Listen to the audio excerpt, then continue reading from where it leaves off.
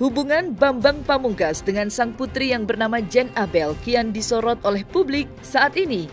Masalah tersebut pun kini makin ramai diperbincangkan lantaran Jen Abel selaku anak dari Bambang Pamungkas mengaku jika dirinya telah dikeluarkan dari kartu keluarga dengan cara yang tidak sopan. Melihat hal yang telah terjadi pada Jen Abel, Amalia Fujiawati selaku mantan istri dari mantan pemain Persija itu pun langsung memberikan komentarnya terkait masalah yang saat ini sedang diderita oleh putri dari mantan suaminya tersebut. Lantas, bagaimanakah komentar Amalia terkait permasalahan tersebut? Dan tentu saja, kesedihan yang amat mendalam saat ini sangat dirasakan oleh Jen Abel selaku anak dari pesepak bola Bambang Pamungkas, di mana dirinya saat ini harus menerima kenyataan pahit setelah tahu bahwa dirinya dikeluarkan dari kartu keluarga oleh sang ayah yang ia cintai selama ini. Perasaan yang amat kecewa pun kini Abel rasakan ketika sang ayah saat ini telah menjauh dari dirinya. Lalu, bagaimanakah kira-kira tanggapan Jen Abel terkait masalah yang saat ini sedang menimpanya? Permasalahan kasus pengakuan anak yang dibuat oleh Amalia Fujiawati kepada Bambang Pamungkas sampai saat ini masih bergulir di ranah hukum. Permasalahan itu pun kini berbuntut panjang karena bermula dari Amalia Fujiawati yang tiba-tiba muncul di hadapan publik dan mengaku sebagai istri dari Bambang Pamungkas. Dirinya pun menegaskan jika telah melahirkan 2 anak hasil dari pernikahan dengan sang mantan kapten Persija itu. Lalu, bagaimanakah kelanjutan masalah Amalia dan Bambang Pamungkas saat ini? Hai Cumi Lovers, bersama Cumi Camp In-Depth, kami sajikan kabar lengkap, mendalam, dan akurat dari narasumber terpercaya. Dan jangan lupa untuk like, subscribe, dan juga share channel YouTube ini.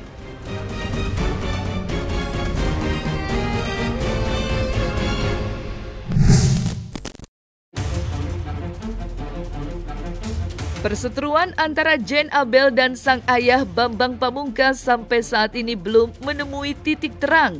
Hal tersebut bermula dari Jen Abel yang baru-baru ini mengaku telah dicoret dari kartu keluarga oleh sang ayah dengan cara yang tidak wajar. Hal itu pun kini langsung mengundang komentar dari sang mantan istri Amalia Fujiawati, yang dimana dirinya mengaku jika Jen Abel, anak dari mantan suaminya itu, telah curhat kepadanya terkait masalah yang saat ini terjadi pada dirinya dengan sang ayah. Ya, saya memang memantau sih perkembangan situasi Abel karena dia juga sering bercerita kepada saya ya sebagaimana layaknya maksudnya seorang anak kepada ibunya gitu. Saya sudah anggap dia sebagai anak saya sendiri gitu. Sebenarnya saya tidak ingin terlalu banyak mencampuri Abel dalam masalah ini ya, karena itu murni urusan Abel dengan bapaknya ya, masalah dia dikeluarkan dari kakak ini.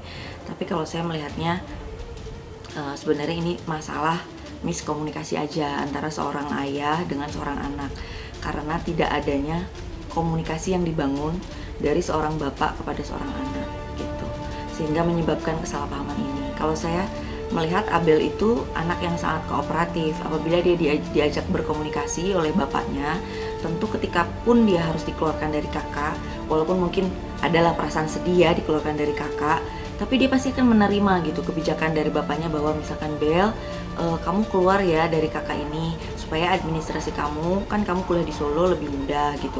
Walaupun Abel mungkin ada perasaan sedih, tapi dia pasti akan menerimanya dengan kooperatif kalau itu dibicarakan secara baik-baik.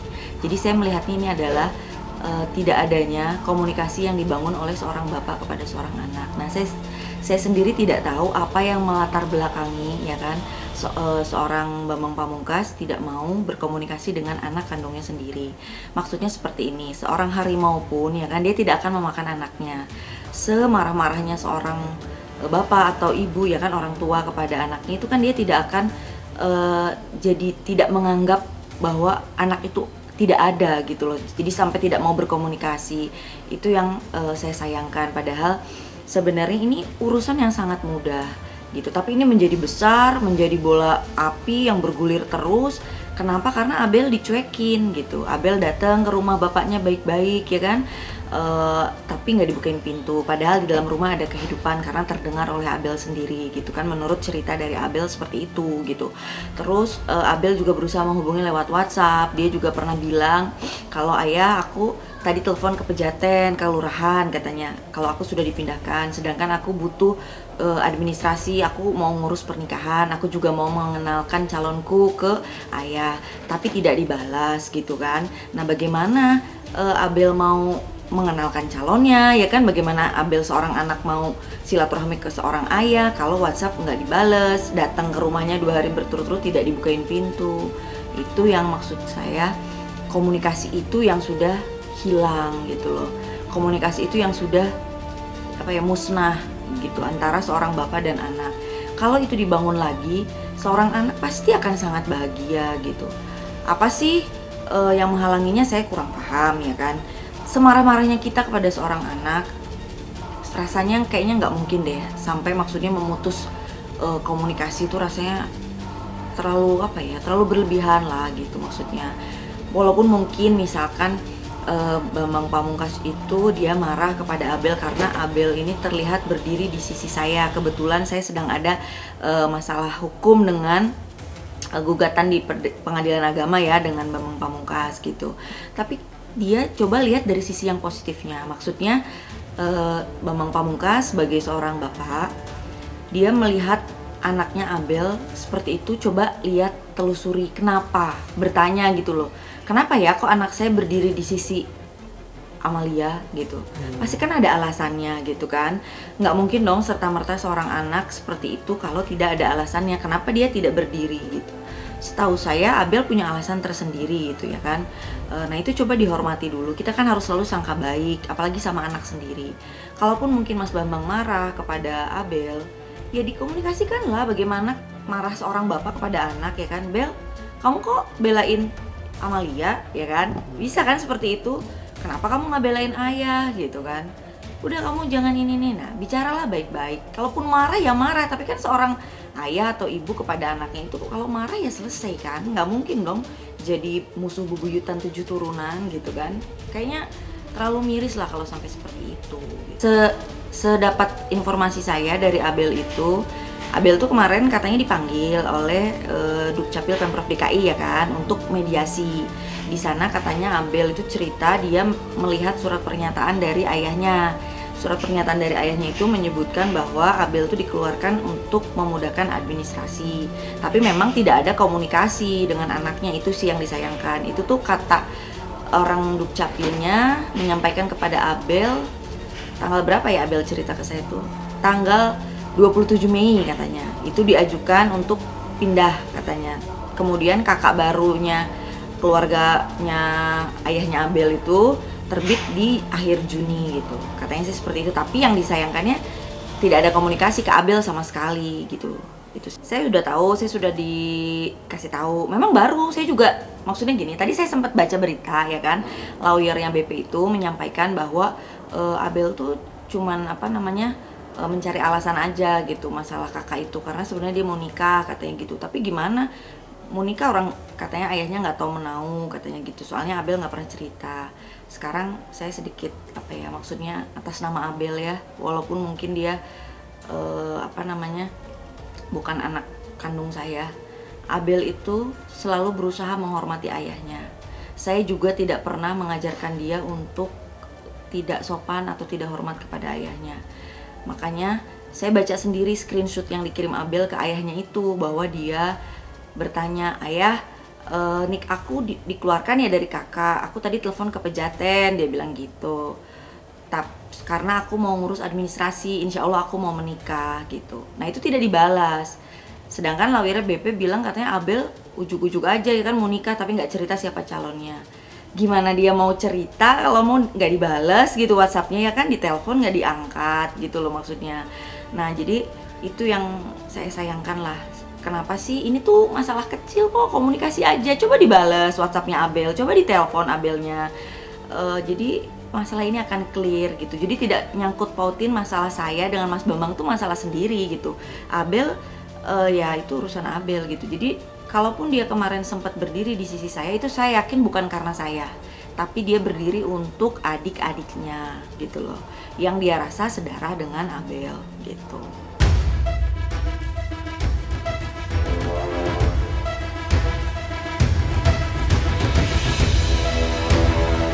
Kedekatan Jen Abel, anak dari Bambang Pamungkas dengan sang mantan istri Amalia Fujiawati bisa dibilang sangat dekat. Hal itu terlihat ketika Amalia Fujiawati yang mengungkapkan jika anak dari Bambang Pamungkas tersebut curhat dengannya terkait masalah yang saat ini ia hadapi. Amalia Fujiawati pun juga menegaskan jika kedekatan dirinya dengan Jen Abel bukan karena faktor harta berlimpah, melainkan suatu kepercayaan. Saya nggak tahu, kepercayaan itu kan tumbuh tidak mungkin dalam kondisi instan ya. Itu kan masalah hati juga. Itu bisa ditanyakan langsung kepada Abelnya ya kan. Saya nggak tahu kenapa bisa tumbuh trust atau maksudnya kepercayaan Abel kepada saya gitu. Saya tidak pernah mengiming-imingi dia maksudnya dengan kayak harta berlimpah apalah. Saya juga sekarang dalam kondisi yang maksudnya kita semua lagi pandemi ya. Apalagi saya sekarang waktu terakhir itu kan saya ibu rumah tangga, belum bekerja lagi gitu, hanya usaha kecil-kecilan gitu. Jadi saya tidak mengiming-imingi dia dengan kayak masalah uang atau harta ya kan. Tapi saya cuman membuka diri saya aja lah bahwa ayo sini kalau memang Abel mau cerita, saya dengerin, saya kasih saran, saya kasih masukan, dan saya kasih nasihat sih. Terutama saya banyak mengarahkan dia sih mengenai maksudnya etika, adab, akhlak gitu. Karena maksudnya saya memaklumi sih ya, maksudnya Abel itu kan dari kecil dia tinggalnya tuh kan berpindah-pindah ya kan, sama omanya, sama budenya gitu. Jadi ada banyak hal miss yang menurut saya gitu, maksudnya itu tidak mungkin Abel belum mengetahuinya lah. Bukannya saya maksudnya menyampaikan bahwa misalkan budenya ini tidak baik dalam mendidik Abel atau omanya tidak baik, bukan. Tapi maksudnya karena mungkin Abel dalam kondisi yang tidak, maksudnya itu kurang lah ya, maksudnya tidak ada kehangatan seorang ibu, mungkin karena ibunya sudah meninggal. Nah jadi banyak hal yang perlu diarahkan. Tapi alhamdulillah Abel tuh anak yang sangat penurut sekali gitu. Sebenarnya selama ini Mas Bambang tuh sangat bertanggung jawab sama Abel ya kan. Setiap bulannya, setahu saya dia di awal bulan tuh selalu transfer. Nah sejak Abel dikeluarkan dari kakak ini, memang per Agustus ini Abel belum menerima transferan, jadi dia belum bisa bayar kos lah ya gitu. Tapi kita tetap sangka baik lah, mungkin Mas Bambang sedang kekurangan atau kesulitan sehingga belum bisa transfer Abel. Ya udah dimaklumi aja Bel, saya bilang gitu. Dan Abel harus mulai belajar untuk meniti bisnis sendiri lah ya, coba gitu ya kan. Walaupun memang anak yang masih belum menikah itu masih tanggungan bapaknya ya kan, istilahnya gitu. Tapi nggak apa-apa, Abel coba belajar untuk mandiri walaupun hasilnya nggak seberapa. Setidaknya mencoba ya. Ya ini saya udah nyiapin sih sebenarnya kayak modal awal lah untuk Abel, supaya Abel bisa belajar berjualan ya, berdagang atau berniaga gitu. Jadi saya siapkan modal itu untuk Abel nanti mulai rintis usahanya. Mudah-mudahan sih Allah meridhoinya sehingga lancar ke depannya ya kan. Apapun itulah ya kan, kalau namanya jualan asal halal kan.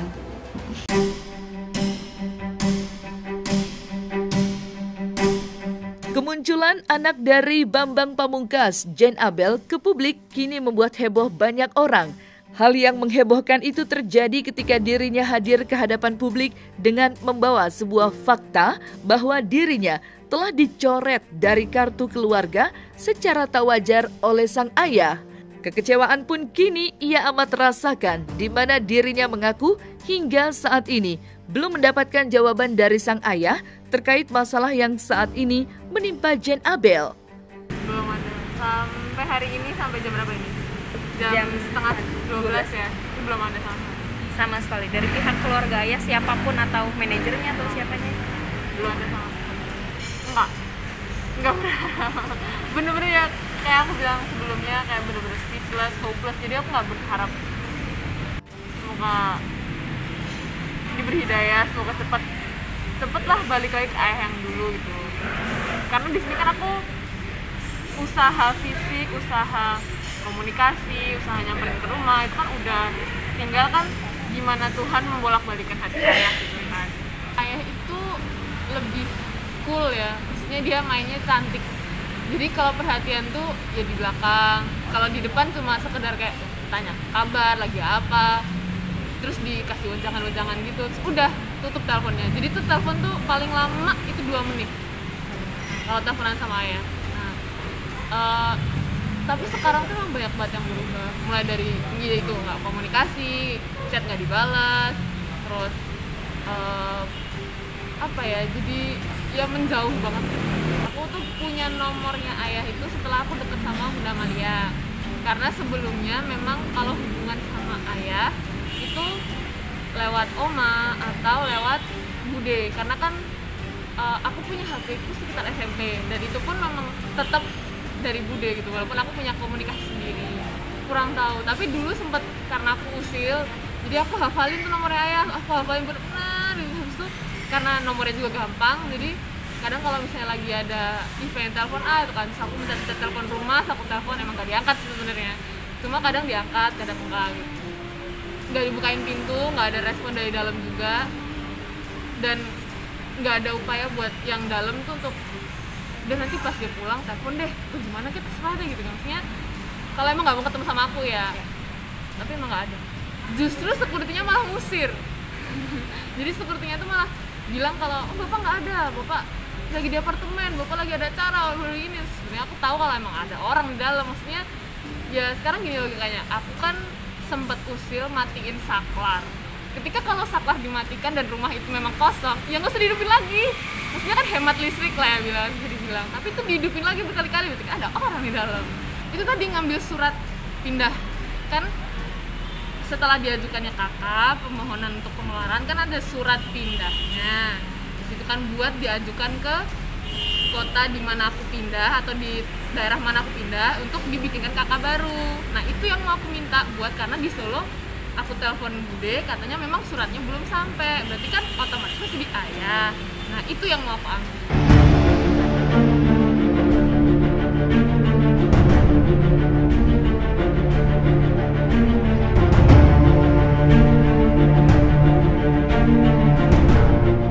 Kecewa itulah kini yang dirasakan anak dari Bambang Pamungkas, Jane Abel, di mana dirinya harus mendapatkan perlakuan yang tidak menyenangkan dari sang ayah yang telah mencoretnya dari kartu keluarga. Jane Abel yang merasa kecewa langsung menceritakan kronologi awal mula dirinya mengetahui telah dicoret dari kartu keluarga oleh sang ayah yang bermula dari mengupgrade suatu aplikasi di telepon genggamnya. Selain itu, Jane Abel, anak dari Bambang Pamungkas itu pun mengungkapkan jika dirinya merasa tidak mendapatkan keadilan. Awalnya tuh iseng aja kan, aplikasi ojek online, terus harus upgrade. Nah, terus kan foto EKTP sama foto EKTP sama orangnya. Terus aku kirim, terus dapat notifikasi kalau ternyata itu data tidak sesuai dengan Dukcapil. Terus aku bingung dong, kok bisa nggak sama, orang kemarin baik-baik aja gitu kan.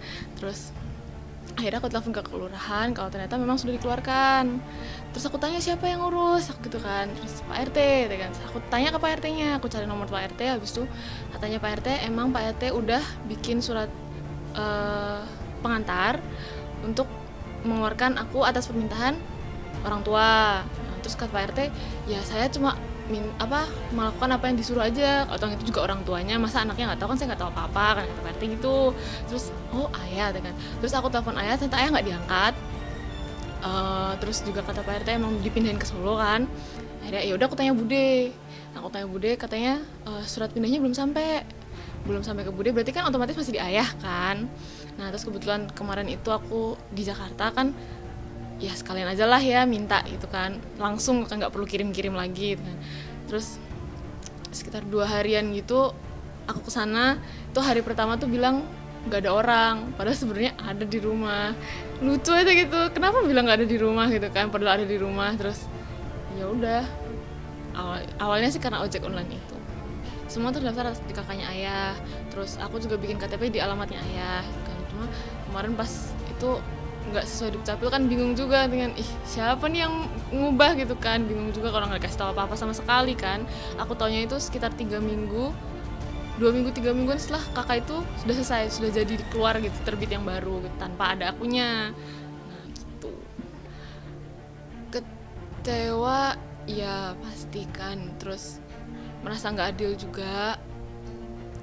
Kenapa yang Tiri di sana terus aku yang dikeluarin gitu kan. Cuma ya kembali lagi, maksudnya aku ya udahlah ya, kalau emang harus dikeluarin ya udah gitu kan. Terus tapi aku berharapnya maksudnya dipindahin ya diomongin aja gitu kan, kayak dulu kan pas mau mindahin ngomong gitu kan. Terus aku juga toh terima-terima aja gitu kan kalau diomongin kan enak gitu, maksudnya aku tahu, terus aku bisa milih tempatnya sendiri gitu kan. Karena aku juga kalau emang harus nggak bisa di rumah ayah, aku bisa pindah ke alamat oma mungkin atau alamat kakak-kakakku yang lain gitu, maksudnya keluarga dari ibuku juga bisa gitu, maksudnya stay di Jakarta, nggak di Solo.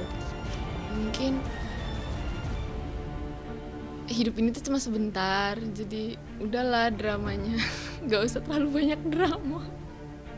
Skenario tuh udah Allah yang buat lah intinya, maksudnya Tuhan tuh udah bikin kita skenario terbaik. Udah kita nggak usah bikin skenario sendiri, nggak usah jadi sutradara sendiri, tinggal jalanin aja. Terus kita berdoa gitu kan, mohon yang terbaik apa segala macam. Jadi ya hidup tuh udah begini, jangan ditambahin skenario lagi. Udah kali ya, nggak pengen, cukup sakit hati itu cukup sekali aja lah ya, nggak usah lagi. Maksudnya waktu itu mungkin aku sakit hati gitu kan, kayak ya udahlah sebel gitu kan. Tapi sekarang tuh aku berusaha untuk udahlah nggak usah dipikir lagi, nggak usah dipikir, untuk berusaha untuk nggak diinget-inget lagi gitu loh. Jadi kalau datang lagi kayaknya nggak deh. Ya mungkin kalau ayah mau hubungin aku gitu, maksudnya mau deket lagi pun aku terima gitu kan. Tapi kalau aku untuk kesana enggak deh. Iya. Sakit hati.